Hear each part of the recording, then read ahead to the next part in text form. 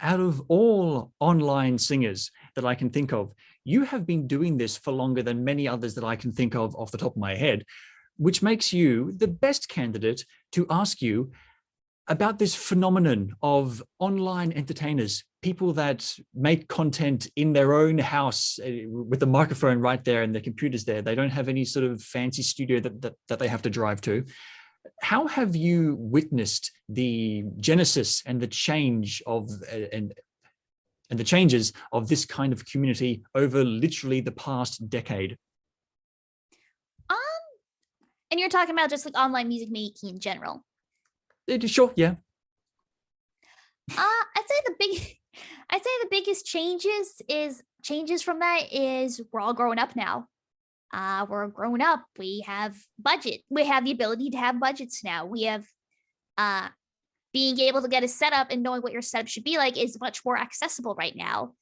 And so I feel like a lot of that big change is just the accessibility in terms of skills, the accessibility of learning different things. And I'd say as time's gone on, there's been more and more information on how to do that than there was in like 5 or 10 years ago even.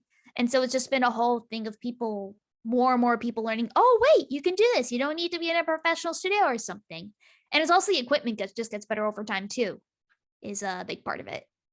So if somebody wanted to be the next Chi-Chi and knock you off your perch over the next couple of years, what should they be doing and looking out for? What are the pitfalls?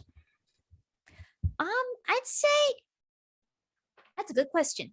I'd say be open-minded. The best thing you can do in this kind of pathway is just be open-minded to people. Be open-minded to communities. If you're enjoying something, go for it. Don't feel like it has to be perfect. Don't feel like you need to be at X level in order to do something. No, just go for it. Just go for it and enjoy it and make friends. Make friends with the people that you work with. Learn about them. Connect with them. Because at the end of the day, and I still hold true to this, it's about the connections more than maybe not more than anything else, but let me restate that. It is about the connections. The connections are what hold everything together and make everything possible. And it's important to really genuinely be in those connections if you can.